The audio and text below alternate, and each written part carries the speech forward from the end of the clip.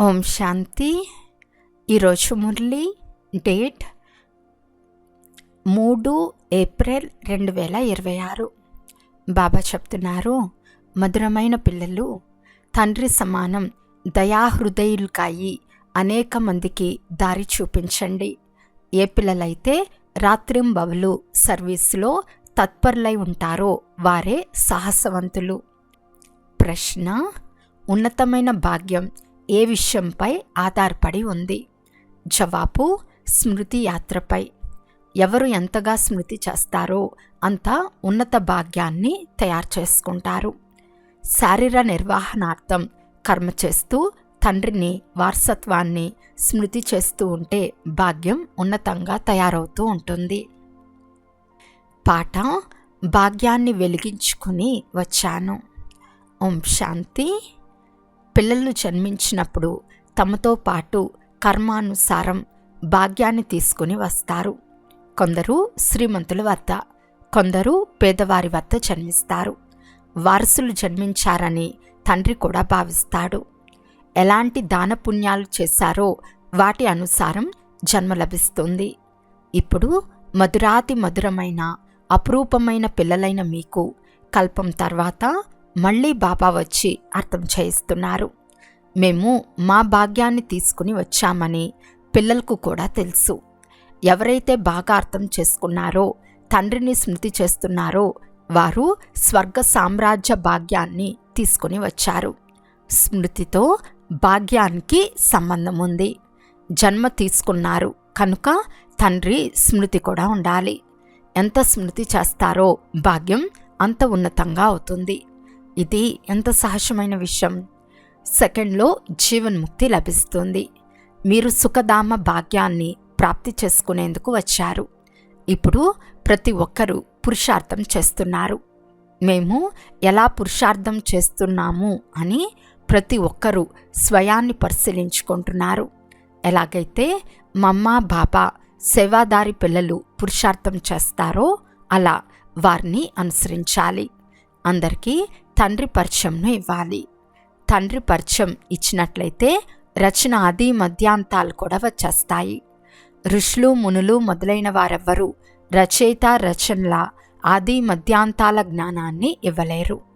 ఇప్పుడు మీ బుద్ధిలో పూర్తి చక్రం గుర్తు ఉంటుంది. ప్రపంచంలో ఎవరికి తండ్రి మరియు వారసత్వాల గురించి తెలియదు. ఇప్పుడు పిల్లలైన మీరు తండ్రి గురించి, మీ భాగ్యం గురించి తెలుసుకున్నారు. ఇప్పుడు తండ్రిని స్మృతి చేయాలి. శారీర నిర్వహణార్థం కర్మ కూడా చేయాలి. ఇంటిని కూడా సంభాలన చేయాలి. నిర్బంధనులుగా ఉన్నవారు బాగా సర్వీస్ కూడా చేయవచ్చు. పిల్లలెవ్వరూ లేనట్లయితే వారికి సేవ చేసేందుకు మంచి అవకాశం ఉంటుంది. స్త్రీకి పతి, పిల్లలు బంధనం ఉంటుంది. ఒకవేళ పిల్లలు లేనట్లయితే బంధన ముక్తులైనట్లే కదా. వారు వానప్రస్థులైనట్లే. ముక్తిధామానికి వెళ్లేందుకు సాంగత్యం అవసరం. భక్తి మార్గంలో అయితే సాధువులు మొదలైన నివృత్తి మార్గం వారి సాంగత్యం లభిస్తుంది. ఆ నివృత్తి మార్గం వారు ప్రవృత్తి మార్గంలోని ఆస్తిని ఇప్పించలేరు. పిల్లలైన మీరు మాత్రమే ఇప్పించగలరు. తండ్రి మీకు మార్గాన్ని చూపించారు. భారతదేశం 84 జన్మల చరిత్ర భూగోళాల గురించి అర్థం చేయించండి. భారతీయులే 84 జన్మలు తీసుకుంటారు. ఇది ఒక్కరి విషయం కాదు. సూర్యవంశీలే మళ్ళీ చంద్రవంశం, వైశ్యవంశంలోకి వస్తారు. నంబర్ వార్గా ఉంటారు కదా. శ్రీకృష్ణుడు భారతదేశ ప్రప్రథమ రాకుమారుడు. అతన్ని ఉయ్యాలలో ఊపుతారు. 2వ నంబర్ వారిని అలా ఊపరు. ఎందుకనగా కళలు తగ్గిపోతాయి. ఎవరైతే మొదటి నంబర్ వారిగా ఉంటారో వారికే పూజ జరుగుతుంది. కృష్ణుడు ఒక్కరు ఉంటారా లేక 2, 3 ఉంటారా అని మనుషులకు తెలియదు.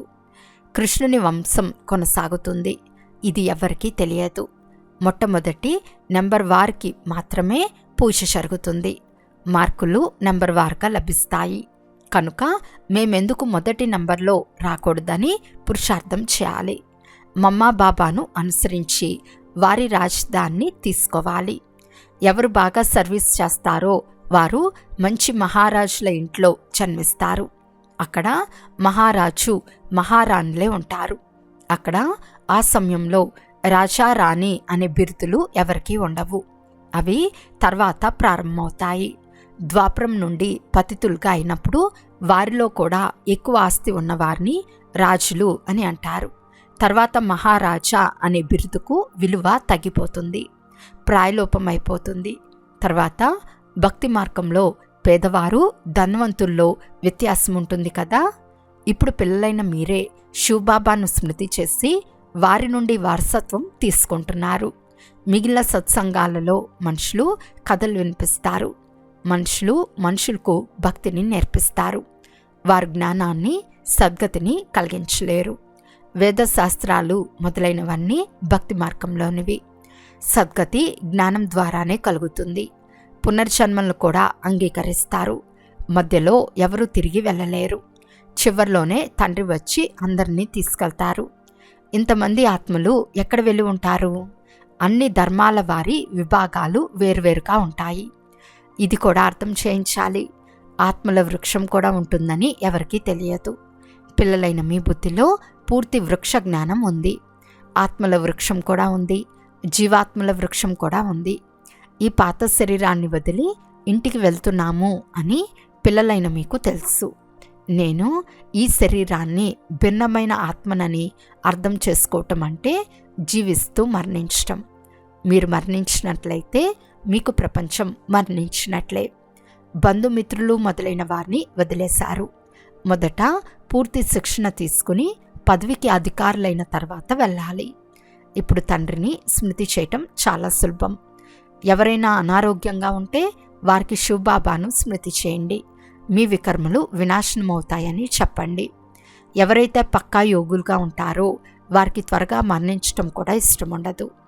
ఎందుకంటే వారు యోగంలో ఉంటూ ఆత్మిక సేవ చేస్తారు. మరణించినట్లయితే సేవ చేయలేరు. సేవ చేయటం ద్వారా తమ ఉన్నత పదవిని తయారు చేసుకుంటూ ఉంటారు. అంతేకాక ఇతర సోదరుల సేవ కూడా జరుగుతుంది. వారు కూడా తండ్రి నుండి ఆస్తి తీసుకుంటారు.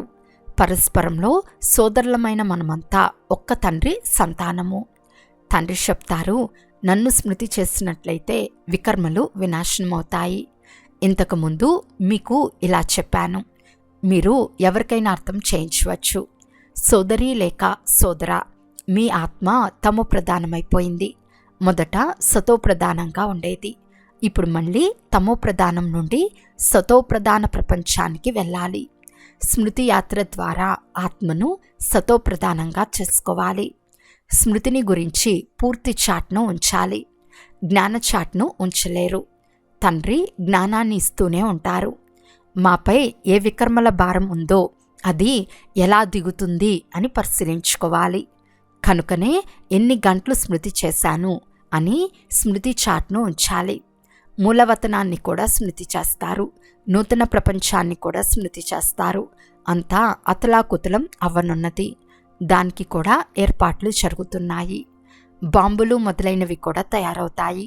మేము మృత్యు కొరకు ఇలాంటి సామాగ్రిని తయారు చేస్తున్నాము అని ఒకవైపు చెప్తూనే మరొక వైపు అటువంటి సామాగ్రిని తయారు చేయకండి అని ఇతరులకు చెప్తారు. సముద్ర గర్భంలో కూడా ఇలాంటి సామాగ్రిని ఉంచారు. పైకి వచ్చి బాంబులు వేసి మళ్ళీ సముద్రంలోకి వెళ్ళిపోతాయి. ఇలాంటి వస్తువులను తయారు చేస్తూ ఉంటారు. ఇవి తమ వినాశనం కొరకే చేసుకుంటున్నారు. మృత్యు సమీపంలో నిలిచి ఉంది.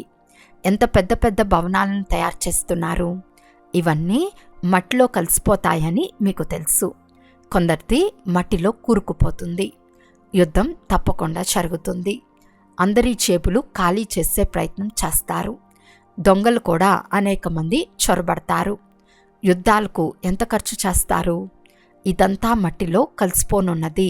భవనాలు మొదలైనవన్నీ కూలిపోతాయి. బాంబులు మొదలైనవి పడుట వలన సృష్టిలో 3 భాగాలు సమాప్తమైపోతాయి. ఒక భాగం మాత్రం మిగిలిపోతుంది. భారతదేశం ఒక భాగంలో ఉంది కదా.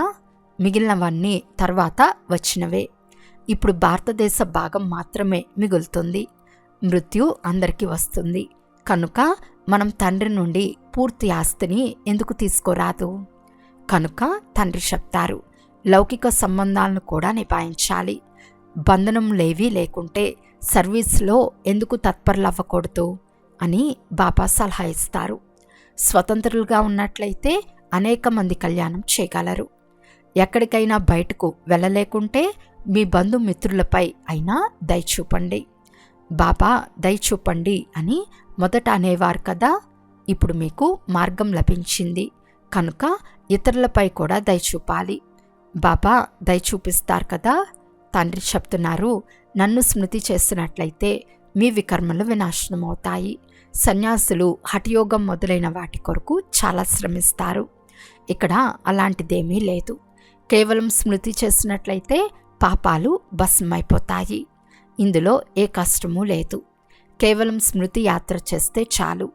కూర్చోండి, నిల్చోండి, కర్మేంద్రియాలతో భలే కర్మలు కూడా చేయండి. కేవలం బుద్ధి యోగాన్ని తండ్రితో జోడించండి. ఆ ప్రయత్నానికి సత్యమైన ప్రేయస్సులుగా అవ్వండి. వారు స్వయంగా చెప్తున్నారు, ఓ ప్రేయస్సులారా, ఓ పిల్లల్లారా, భక్తి మార్గంలో చాలా స్మృతి చేశారు. కానీ ఇప్పుడు ప్రీతముడైన నన్ను స్మృతి చేసినట్లయితే మీ పాపాలు భస్మైపోతాయని నేను గ్యారంటీ ఇస్తాను. కొన్ని విషయాలు శాస్త్రాల్లో కూడా వచ్చేశాయి. భగవంతుని ద్వారా గీతను వినటం వలన మీరు జీవన్ముక్తిని పొందుతారు. మనుషుల ద్వారా గీతను వినటం వలన జీవన బంధనంలోకి వచ్చేశారు. మెట్లు దిగుతూ వచ్చారు. ప్రతి విషయంలో విచారసాగర మంత్రం చేయాలి. మీ బుద్ధిని ఉపయోగించాలి. ఇది బుద్ధితో చేసే యాత్ర. దీని ద్వారా వికర్మలు వినాశనమవుతాయి. వేదశాస్త్రాలు, యజ్ఞ తపాలు మొదలైన వాటి ద్వారా పాపాలు నశించువు. క్రిందకు దిగుతూనే వచ్చారు. ఇప్పుడు మీరు పైకి వెళ్ళాలి. మీరెవరైనా అర్థం చేయించే వరకు కేవలం మెట్ల చిత్రం ద్వారా ఎవరూ అర్థం చేసుకోరు. చిన్నపిల్లలకు చిత్రాన్ని చూపించి ఇది ఏనుగు అని నేర్పిస్తారు కదా. వారు ఏనుగును చూసినప్పుడు చిత్రం కూడా జ్ఞాపకం వస్తుంది. అలా మీ బుద్ధిలోకి వచ్చేసింది. చిత్రంలో వస్తువులు సదా చిన్నవిగానే చూపించబడతాయి. వైకుంఠం పెద్దదిగా ఉంటుందని మీకు తెలుసు కదా. అక్కడ పెద్ద రాజధాని ఉంటుంది. అక్కడ వజ్ర వైడూర్యాల భవనాలుంటాయి. తర్వాత అవి మళ్ళీ ప్రాయలోపమైపోతాయి. అన్ని వస్తువులు అదృశ్యమైపోతాయి. లేకుంటే భారతదేశం ఇంత పేద దేశంగా ఎలా అయింది? ధనిక దేశం నుండి పేదదిగా, పేద నుండి ధనిక దేశంగా అవ్వాలి. ఇది తయారైన డ్రామా. అందుకే మెట్ల చిత్రం చూపించి అర్థం చేయించబడుతుంది. కొత్త వారు వచ్చినప్పుడు వారికి అర్థం చేయించటం వలన అభ్యాసమైపోతుంది. నోరు తెరుచుకుంటుంది. పిల్లలను సర్వీస్కు యోగ్యులుగా తయారు చేయటం జరుగుతుంది. కొన్ని సేవా కేంద్రాలలో చాలామంది పిల్లలు అశాంతిని వ్యాపింపచేస్తూ ఉంటారు. బుద్ధియోగం బయట భ్రమించటం వలన నష్టం కలుగచేస్తారు. వాయుమండలాన్ని పాడు చేస్తారు. నెంబర్ వారుగా ఉన్నారు కదా. అప్పుడు తండ్రి, మీరు చదవలేదు కనుక మీ పరిస్థితిని చూడండి అని అంటారు. రోజుకు ఎక్కువ సాక్షాత్కారాలు జరుగుతూ ఉంటాయి. పాపం చేసేవారికి శిక్షలు కూడా లభిస్తూ ఉంటాయి. మేము అకారణంగా పాపం చేశామని ఆ తర్వాత అంటారు. తండ్రికి వినిపించి ప్రాయశ్చిత్తం చేసుకోవటం ద్వారా కొంత తగ్గవచ్చు. లేకుంటే వృద్ధి చెందుతూ ఉంటుంది. అలా జరుగుతూ ఉంటుంది. స్వయంలో కూడా అనుభవం చేస్తారు. కానీ ఏం చేయాలి? ఈ అలవాటు తొలగటం లేదు. దీనికన్నా ఇంటికి వెళ్తే బాగుంటుందని అంటారు. కొందరు బాగా సర్వీస్ చేస్తారు. కొందరు డిస్సర్వీస్ కూడా చేస్తారు. మా సైన్యంలో ఎవరెవరు ధైర్యవంతుల్లో అని తండ్రి పేర్లను కూడా తెలియచేస్తారు. అంతేగాని యుద్ధం మొదలైన విషయాలేవి ఇక్కడ లేవు. అవి అనంతమైన విషయాలు. మంచి పిల్లలైతే తండ్రి తప్పకుండా మహిమ కూడా చేస్తారు. పిల్లలు చాలా దయాహృదయులుగా, కళ్యాణకారులుగా అవ్వాలి. అందులకు చేయూతగా అవ్వాలి. బాబాను స్మృతి చేసినట్లయితే వికర్మలు వినాశనమవుతాయని అందరికీ మార్గాన్ని తెలియచేయాలి. పాపాత్మ పుణ్యాత్మ అని అంటారు కదా. ఆంతరికంలో పరమాత్మ ఉండరు, లేక ఆత్మ పరమాత్మగా అవ్వదు. ఇదంతా తప్పు. పరమాత్మకు పాపం అంటదు. వారికి డ్రామాలో సర్వీస్ చేసే పాత్ర ఉంది. మనుషులే పాపాత్మగా పుణ్యాత్మగా అవుతారు. ఎవరైతే సతోప్రధానంగా ఉన్నాడో అతడే తమోప్రధానంగా అయ్యాడు. అతని తనువులో తండ్రి కూర్చుని సతోప్రధానంగా చేస్తారు. కనుక వారి మతానుసారం నడవలసి ఉంటుంది కదా. ఇప్పుడు తండ్రి పిల్లలైన మిమ్మల్ని విశాల బుద్ధి కలవారిగా చేశారు. రాజధాని ఎలా స్థాపన అవుతూ ఉందో ఇప్పుడు మీకు తెలుసు. తండ్రియే బ్రహ్మతనువులో ప్రవేశించి బ్రహ్మ ముఖవంశావళి పిల్లలకు రాజయోగాన్ని నేర్పించి దేవీదేవతలుగా తయారు చేస్తారు. తర్వాత వారే పునర్జన్మలు తీసుకుని మెట్లు దిగుతారు. ఇప్పుడు మళ్ళీ అంతా పునరావృతం అవుతుంది.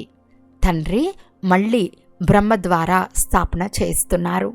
యోగ బలం ద్వారా మీరు 5 వికారాలపై విజయం పొంది జగజ్జీతులుగా అవుతారు. అంతేకాని యుద్ధం మొదలైన వాటి మాటే లేదు.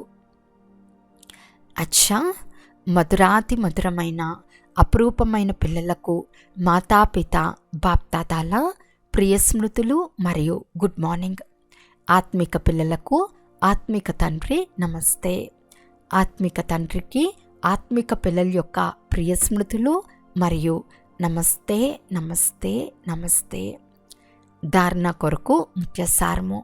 ఫస్ట్ పాయింట్, బంధన్ముక్తులుగా అయి తండ్రి సర్వీస్లో తత్పరులవ్వాలి. అప్పుడే వారికి శ్రేష్ఠ భాగ్యం తయారవుతుంది. దయాహృదయులై అనేక మందికి మార్గాన్ని చూపించాలి. అందులకు చేయూతగా అవ్వాలి. సెకండ్ పాయింట్, ఈ శరీరంపై మమకారం తొలగించుకొని మరచివల్గా అవ్వాలి.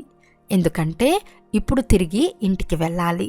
అనారోగ్యంలో కూడా ఒక్క తండ్రి స్మృతి ఉన్నట్లయితే వికర్మలు వినాశనం అయిపోతాయి. ఈరోజు వరదానము. కళ్యాణ భావన ద్వారా ప్రతి ఆత్మ యొక్క సంస్కారాలను పరివర్తన చేసే నిశ్చయ బుద్ధి భవ. ఎలాగైతే తండ్రిపై 100% నిశ్చయ బుద్ధి ఉందో, ఎవరు ఎంతగా కదిలించేందుకు ప్రయత్నించినా కదలరో, అలా దైవీ పరివారం లేక సంసారీ ఆత్మల ద్వారా ఎవరు ఎటువంటి పరీక్ష తీసుకున్నా, క్రోధీలుగా అయి ఎదిరించినా లేక అవమానించినా తిట్టినా అందులో కూడా చలించరు. ఇందులో కేవలం ప్రతి ఆత్మ పట్ల కళ్యాణ భావన ఉండాలి. ఈ భావన వారి సంస్కారాలను పరివర్తన చేసేస్తుంది. ఇందులో కేవలం భయపడరాదు. సమయానుసారం తప్పకుండా ఫలం వెలువడుతుంది. ఇది డ్రామాలో నిశ్చయమై ఉంది.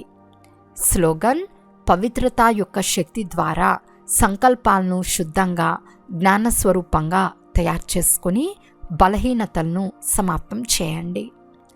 అవ్యక్త సూచన: మహాన్గా అయ్యేందుకు మధురత మరియు నమ్రత యొక్క గుణాన్ని ధారణ చేయండి. వాచిలో సదా సత్యత మరియు మధురత ఉంటే వాచి యొక్క మార్పులు జమ అవుతూ ఉంటాయి. మధురత అనే గుణం జీవితంలో ఉంటే ప్రతి మాట ముత్యం సమానంగా ఉంటుంది. మాట్లాడటం లేదు, ముత్యాల వర్షం కురుస్తూ ఉందని అనిపిస్తుంది. వినేవారు మేము కూడా ఇలా మాట్లాడాలి అని అనుకుంటారు. విన్నవారందరికీ నేర్చుకోవాలని, ఫాలో చేయాలని ప్రేరణ లభిస్తుంది. ఇటువంటి మధురమైన మాటల వైబ్రేషన్లు స్వతహాగా అందరినీ ఆకర్షిస్తాయి. అచ్చా, ఓం శాంతి.